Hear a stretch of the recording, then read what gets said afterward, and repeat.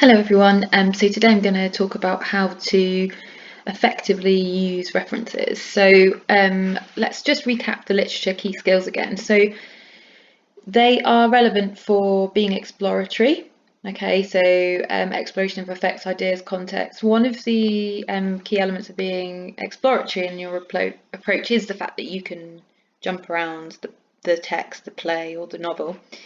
It also allows us to be convincing because we have our clear line of argument and we're using references to support us rather than just reacting to quotes. And also we need to ensure that our quotations are judicious and precise.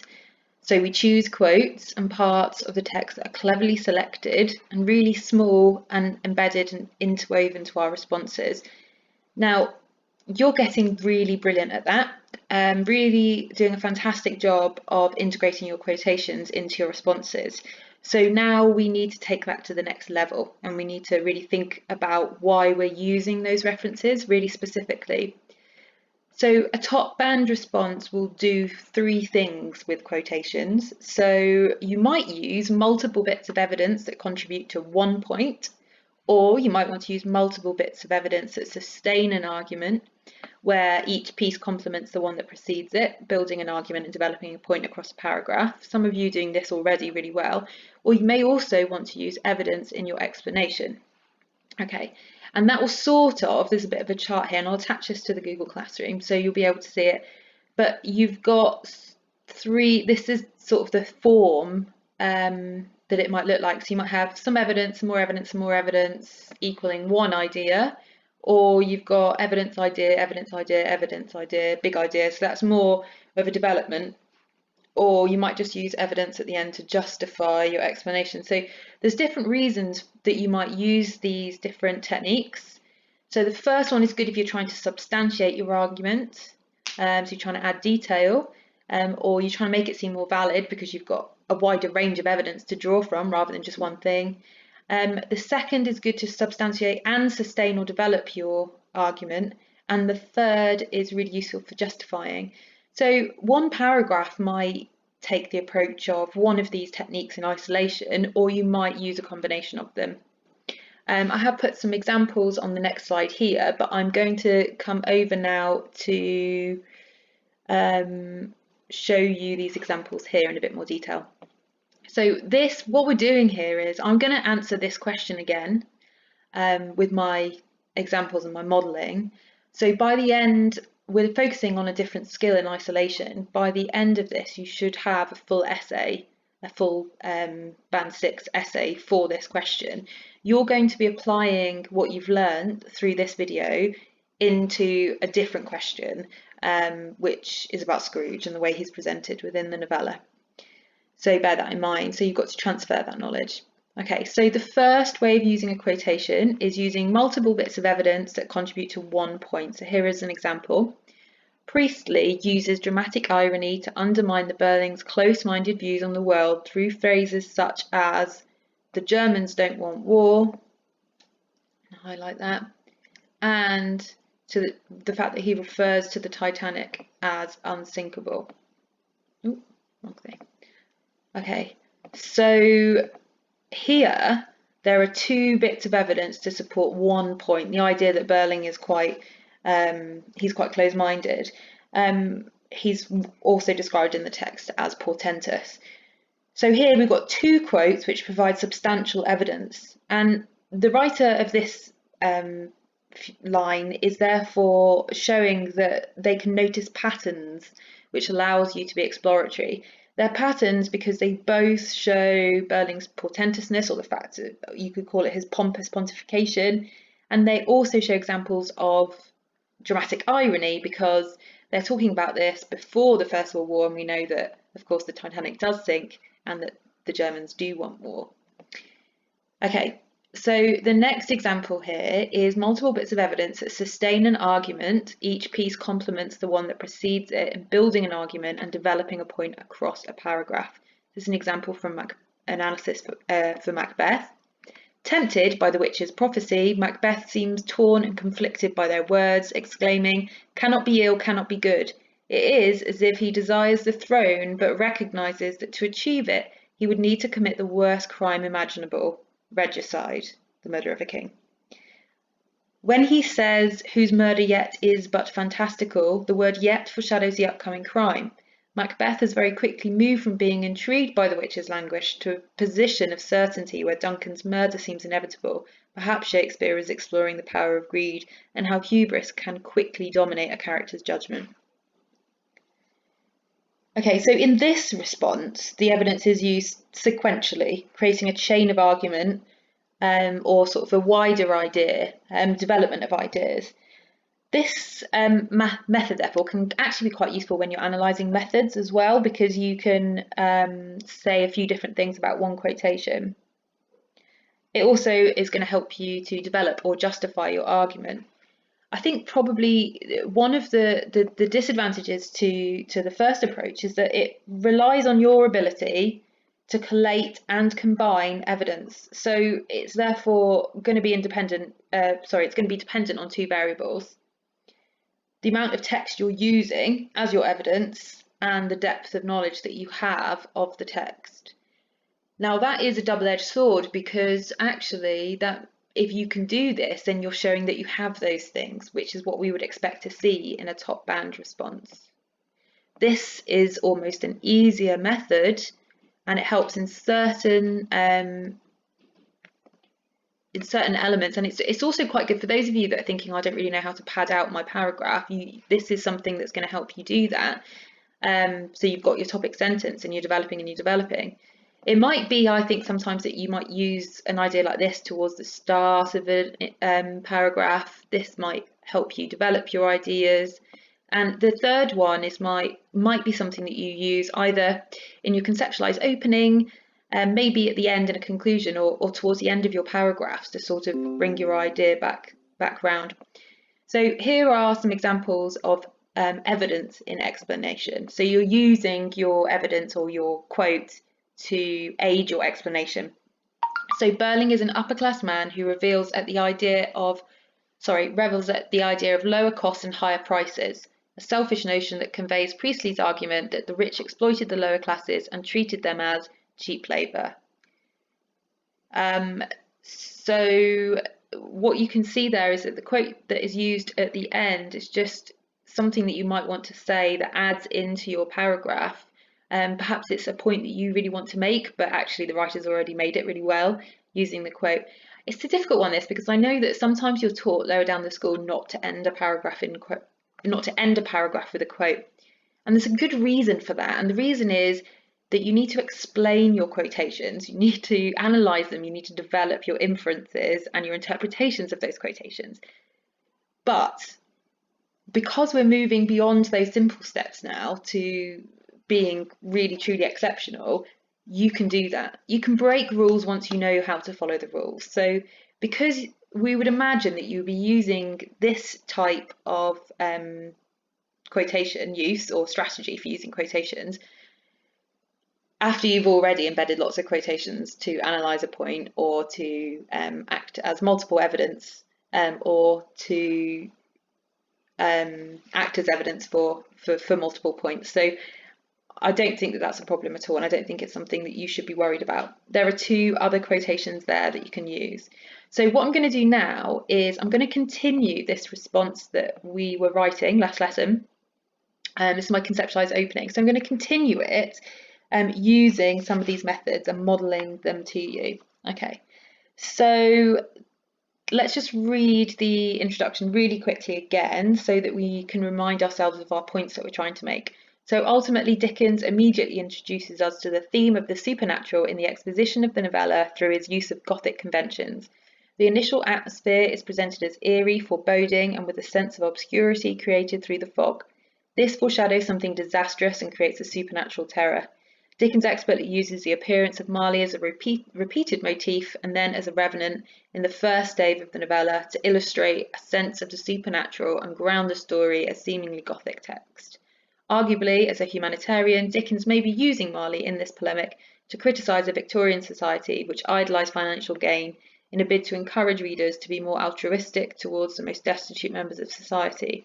The use of the supernatural theme serves as an excellent vehicle to warn society that they were participating in corrupt and immoral practices that would be detrimental to their Christian souls were they not to heed the warning being presented to the reader. Perhaps the supernatural conventions allows Dickens to allude to purgatory and really emphasises his message, albeit in a veiled way. Okay, so now this is my introduction. I need to choose an aspect of this to analyse. So I'm going to actually focus on this idea about Marley as a repeated motif and then as a revenant. And the first thing that I am going to do is try and use multiple bits of evidence that contribute towards one point. So Dickens uses the character of Marley to act as a revenant and imply that he is likely to rise from the dead. Now, I know that's almost repeating that, and that's okay, because actually that shows that I have a really clear plan and I am focusing on it. So Dickens uses the character Marley to act as a revenant and imply that he's likely to rise from the dead. So now I need to give a range of different evidence that shows this, that that's what Dickens is trying to do, and that's my point. So this is best illustrated through the description that Marley was dead. Now, I think this is a really good quotation, and it comes so near the start of the novel, that to begin with is just really interesting because it raises lots of questions for the reader, because we want to think about, well, what happens to him later? And you can't be dead and then undead. That's physically impossible. So therefore it adds to the sense of the supernatural, which is what my question is about. So this is best illustrated through the description that Marley was dead to begin with. The dash further emphasises a sense of the uncanny, because it's something familiar and yet unfamiliar. We haven't got quite to the terror yet. That happens when Marley arrives. So this idea, I need to put in another quote now, is reinforced. That's a really good technique. If you want to use some evidence to reinforce your previous idea, signpost it obviously to the examiner. That's absolutely okay. So this idea is reinforced through you're signalling there that you're using a chain of evidence through the repetition of Marley being dead. In fact, I'm just going to integrate that quote about him being as dead as a doornail in here, the simile. Being as dead as a doornail.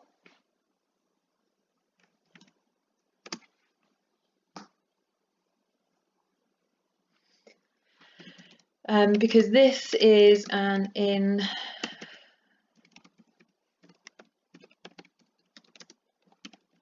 spelled that wrong.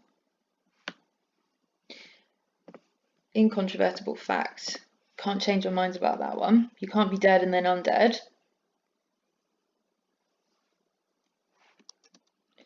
And the further, because then it's repeated again later in the stave.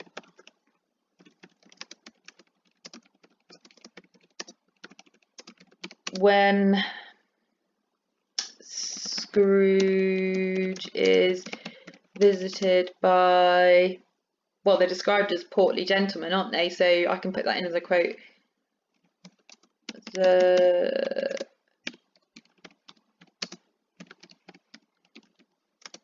I don't need to do that. I could put charity workers and that's a reference, but I'm showing by doing that I'm just completely in control of the text and I know it inside out. So who are inquiring about charitable donations. Okay, so I just want to put in one more quote, I think. So Scrooge, because I want to just develop that. What is it that Scrooge actually says? He just says that he's been dead for 7 years. So Scrooge explains that Marley has been dead for dead these 7 years. Now, the thing is, that quotation is not like the most amazing quotation in the novella, and it's not necessarily something that you can analyse in great detail, such as this one. It's not a quote that you're necessarily going to want to milk, but that's okay, because the whole point of using quotations here, multiple bits of evidence to contribute to one point, is that I'm showing that I'm thorough and they're judicious and they're precise and they're sophisticated, and I've got lots of them and I know the text inside out.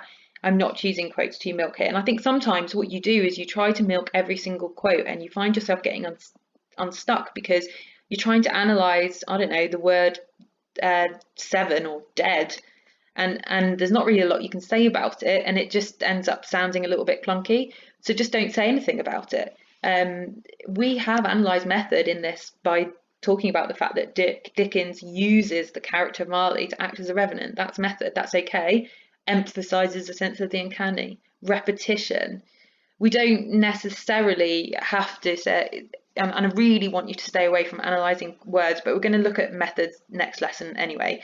But that's just, sometimes you choose quotations that you can't say anything about just because you can remember them, and sometimes you choose quotations that you don't choose quotations that you know because you think you can't say a lot about them. So we need to find a balance there.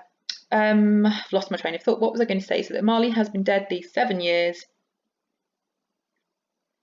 I don't know what Dickens is doing there. So perhaps Dickens, I need to come back to my question. Does this to demonstrate his desire to, he's just trying to keep Marley in our head, because then he's going to bring him back, and he's trying to foreshadow that. So his desire to keep Marley in the mind of the reader to foreshadow his later appearance. Okay, so there's my paragraph where I am, and I'm going to write it here, using multiple bits of evidence to support one point. Okay, so now what I am going to try and do is, I'm just going to delete this actually because it's on your paragraph, so you don't necessarily need it on this document. So now I'm going to try and do multiple bits of evidence that sustain an argument, that adds lots of layers, that helps me show that I'm developing a point across a range of different details. So now I can't just still talk about Marley, but I need to talk about a range of different points. And actually there's one really good thing that Dickens uses in lots of different ways, and that's ghosts. And that helps us actually with the question about the supernatural, but it's also good for illustrating how to use this quotation technique. So throughout the novella, Scrooge witnesses a range of supernatural events. I need to talk about why Dickens does that. So, which Dickens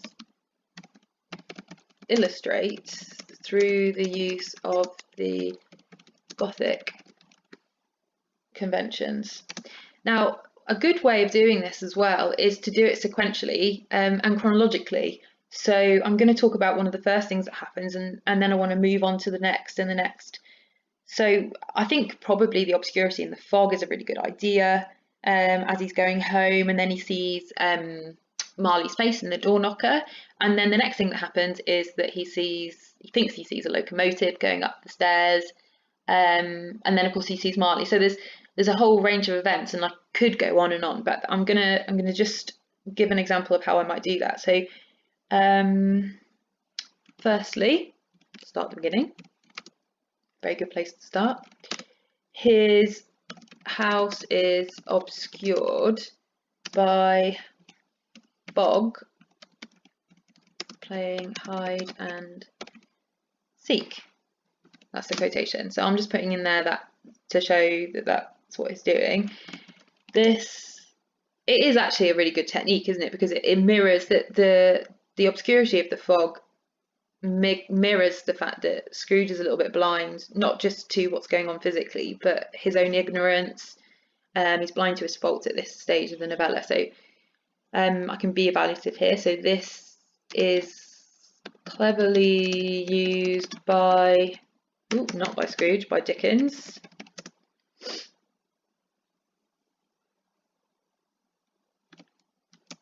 To mirror Scrooge's ignorance. That's a way of saying that in a slightly more succinct way. But the personification of the house playing hide and seek links quite well with the door knocker, I think. So I might just say that the personification also links to the incident where Scrooge sees Marley's face in the door knocker. Now this isn't an actual quote, but that's okay, it's still a reference. I can do this sometimes, but I might want to add a little bit of evidence actually. So I might say Marley is described as, it's not quite at this point, it's slightly later, but with, I just want to use a quote to show that he's ghostly and supernatural. So a good one, because it's an easy one to remember, ghostly spectacles on his ghostly forehead.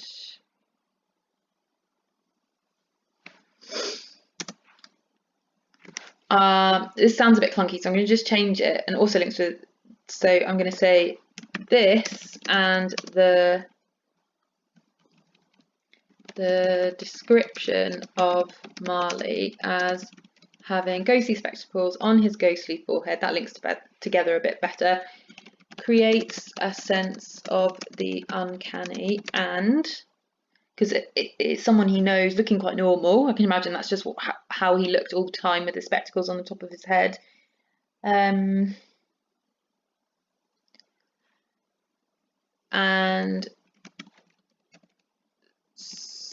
I'm just going to put a semicolon there actually. Scrooge's surroundings have altered in a supernatural way. Okay, so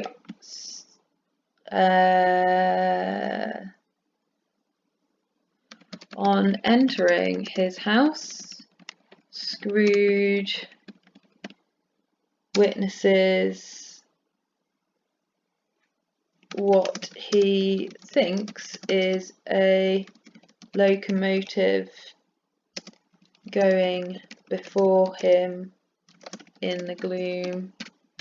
And I could just go on like that, okay? You could just go on and on and on and on, adding quotes. But actually there wouldn't be a lot of value in that, because I've shown that there are a range of ghostly incidents, and that helps me because I'm trying to say that he's using ghosts for a particular reason, but I'm also trying to say that he's using Scrooge being blinded by his own ignorance and having to have these spectres come and teach him a lesson, a moral lesson. So it's leading towards a point. At the moment, what it's doing is helping me support and validate my argument. And it does, each one, it is sequential, so each one complements the bit that precedes it, but I need to tie that together with a little bit more analysis. So, and that's where you would go next. You'd probably choose a quote, analyse the method, and then think about the writer's purpose and link it back round again. But I want to go for the final one now, the evidence in explanation. And I'm thinking about the big purpose here, and this is a good opportunity to link back to the writer's purpose. And the whole point of using the supernatural is to remind Scrooge and the reader in general to change the errors of your ways. This is an allegorical message. It's a polemical text. It's criticism of society, but it's also got like a moral warning that's sort of subtle underneath there. So, I mean, I can say that quite clearly.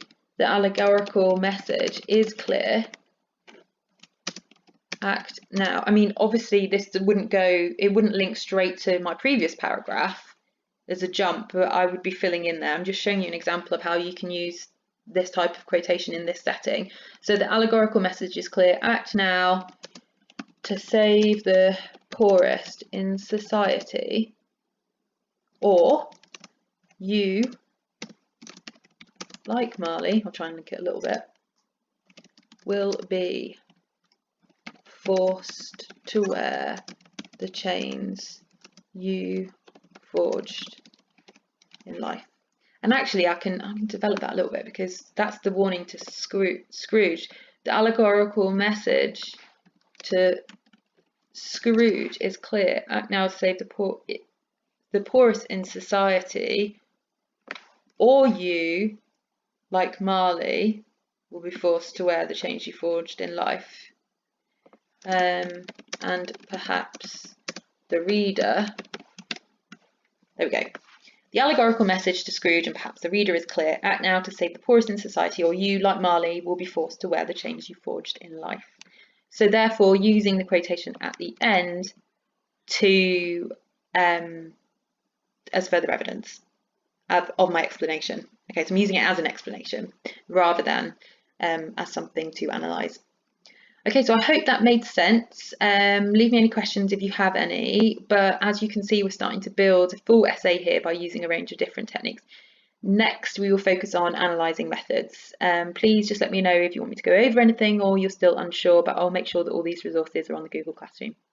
Okay, enjoy the rest of the lesson.